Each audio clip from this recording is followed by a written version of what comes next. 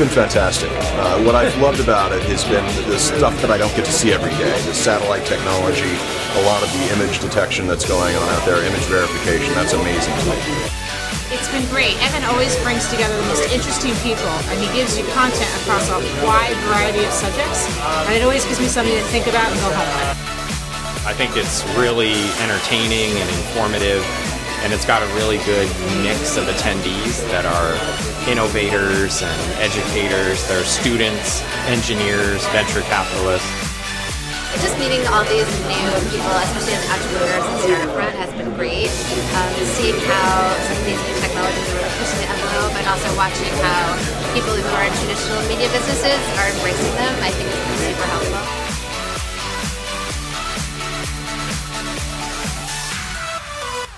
In the age of point and shoots, everything was pretty simple. You know, you take your camera out of the closet every time you'd go on a vacation, then you document your vacation, and then when you got back home, you plug in that camera into your desktop, and you'd organize those files into folders, and life was pretty organized.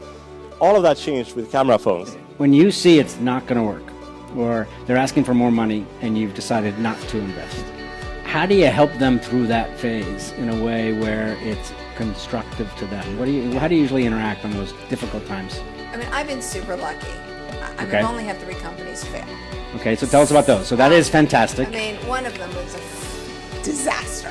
But one of the best things that ever happened to me, because what I learned through that experience was tremendous. It's been amazing. It's an awesome mix of researchers, academics, researchers in industry, as well as brands, marketers, advertisers, and photographers, creators of content. So that's a rare opportunity to get all these different fields together in the same place.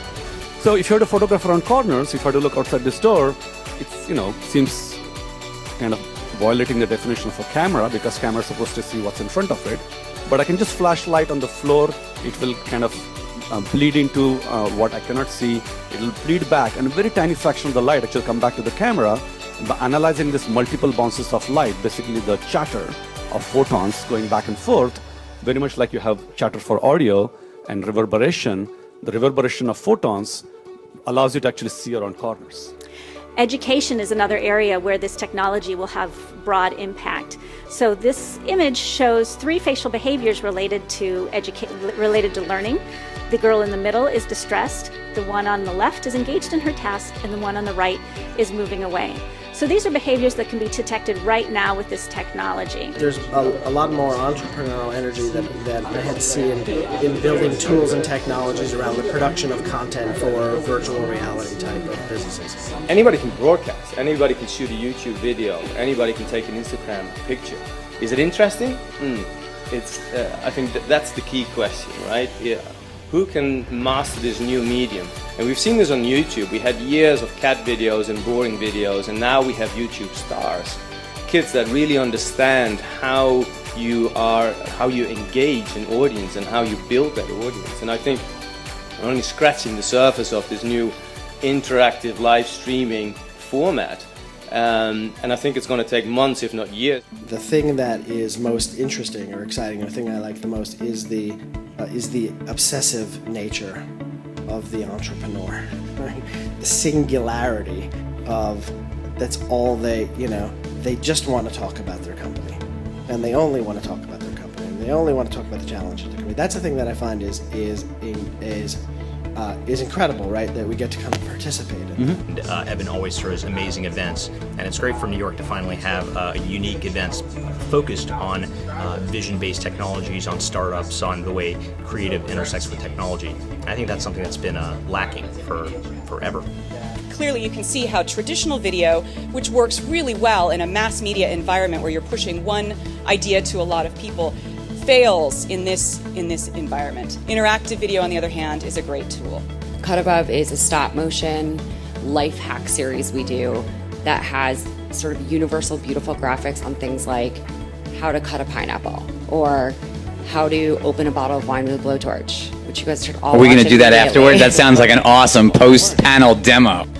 I mean, this happens, it's so frequent, right? So I end up going out on the morning of the sale, it's Tuesday morning, And this like congratulations note hits my phone and like wakes me up at 6 in the morning because this news has gone out on the wire that gets satisfaction of soul. And you know, all of my friends start doing the thing that you would totally expect them to do because they're your friends, right? Which is like they start sending me congratulatory notes. And I was just like not in the mood for it. So I wrote this thing on Twitter where I was basically like, which I have to say I did not expect to get the kind of pickup that it did, where I was basically just like, hey everybody, I appreciate sentiment, but like don't congratulate me on the sale because the founders got totally washed out and we got nothing. We run an experiment with them where we look at how images and messages affect people.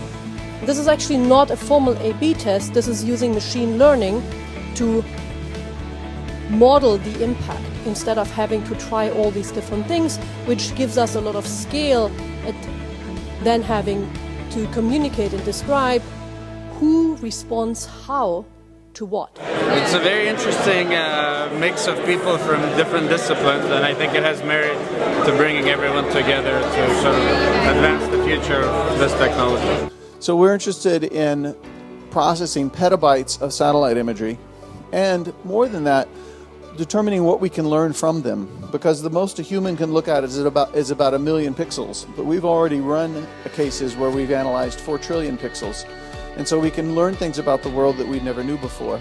My name is Ismail Ahmed. I am the founder and engineer of a company called Plum Perfect, and what we do essentially is we use your photos, we read the colors in your photos to make recommendations of what items will go with them.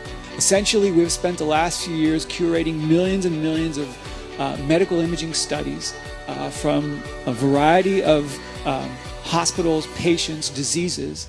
And what we are now doing is using machine learning tools to identify diseases and to build high-end algorithms, next-generation algorithms, which can provide early detection of some of the major diseases that afflict us globally. What we do is something that I refer to as product as process. We develop systems. Those systems enable scalable mass customization. Consumers are choosing how and when they choose to engage with you.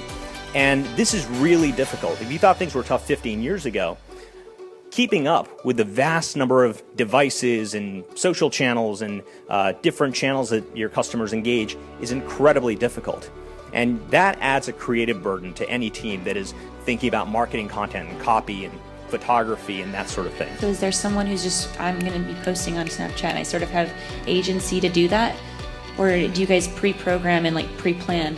How orchestrated is that? We're pretty pre-planned, but they're, as opposed to what used to be where there's one group, production group, that's very much about TV type video, that was the only agency to create video in the company.